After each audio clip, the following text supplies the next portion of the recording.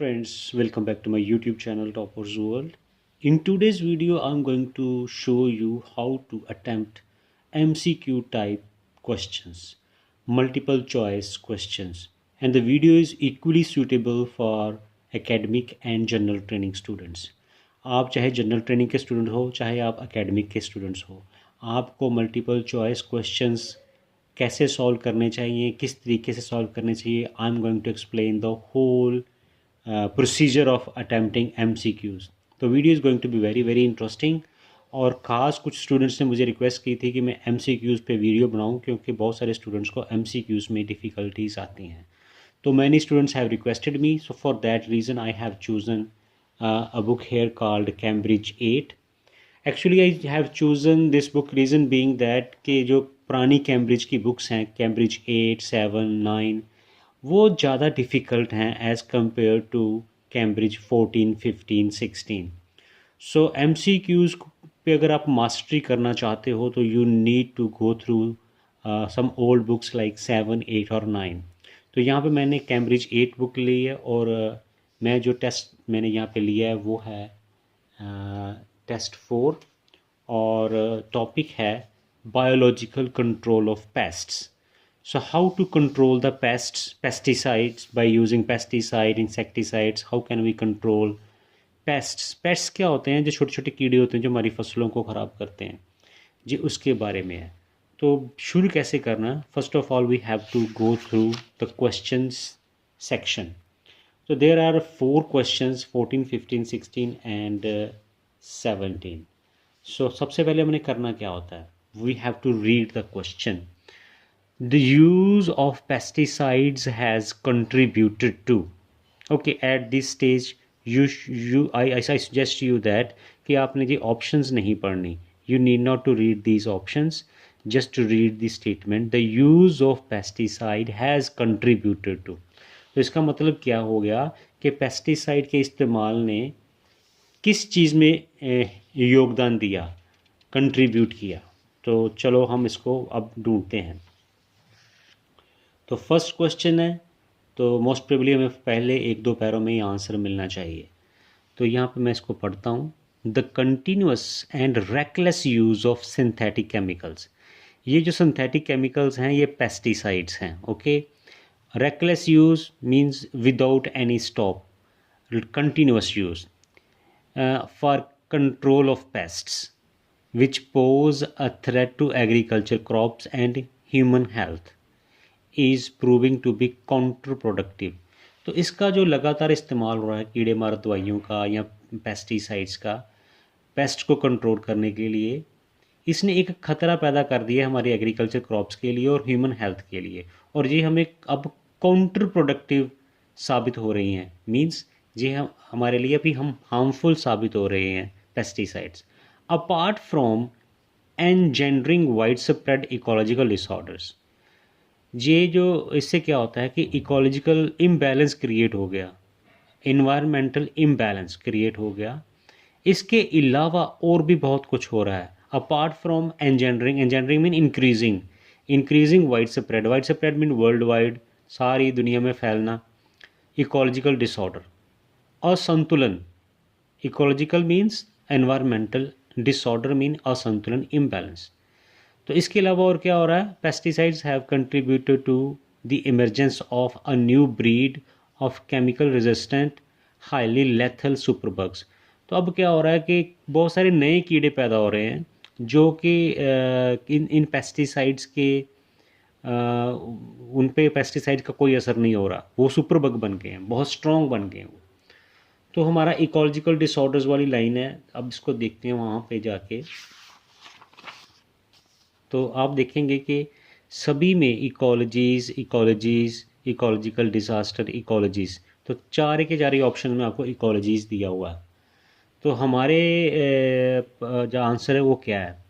The use of pesticides has contributed to a change in the way ecologies are classified by agro इकोलॉजिस्ट्स.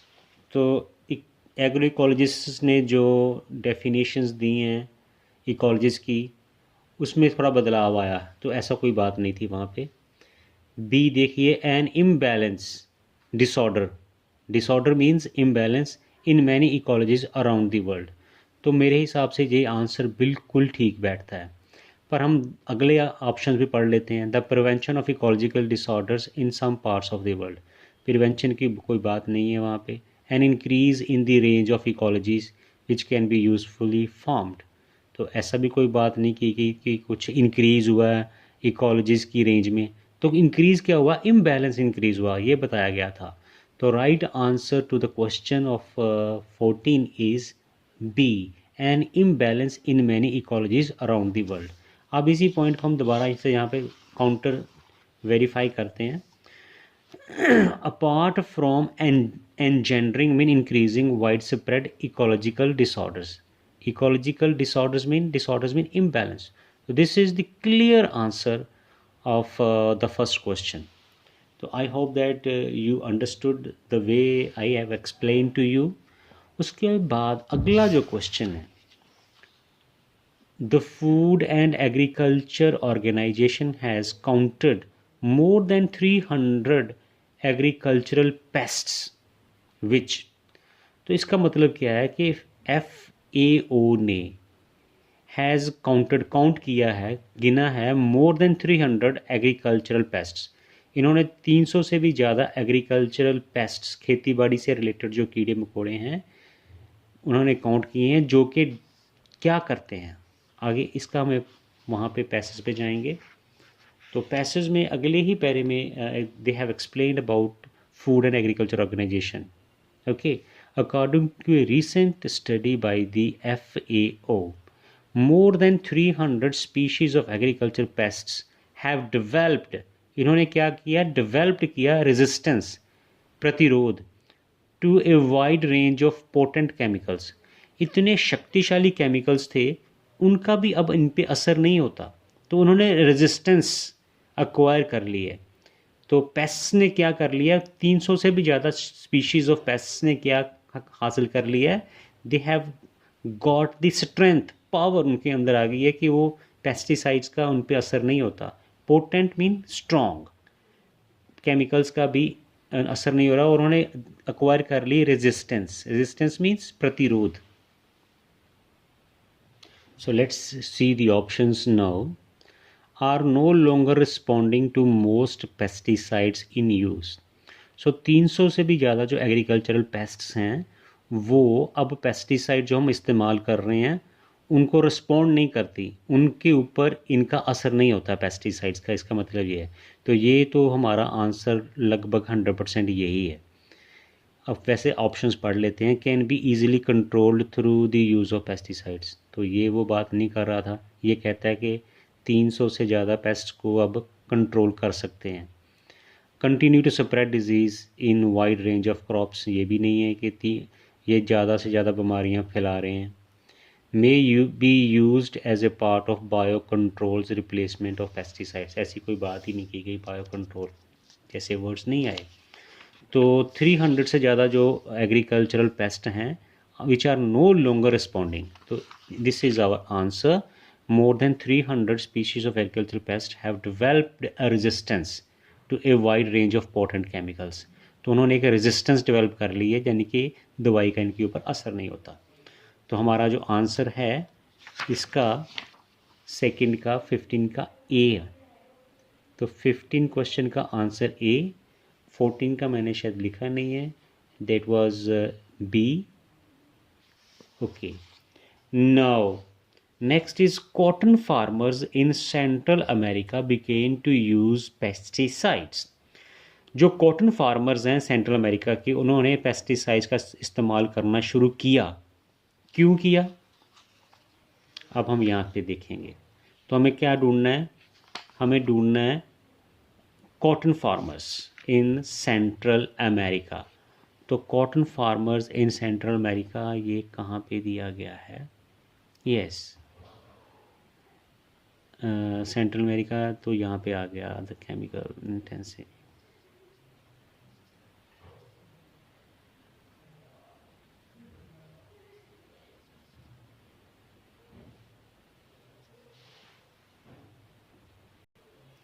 सो यहाँ पे दिया हुआ है cotton farmers in Central America. तो we need to read इससे पीछे एक लाइन को पढ़ लेते हैं. The havoc that treadmill syndrome can bring about is well illustrated by what happened to cotton farmers in Central America.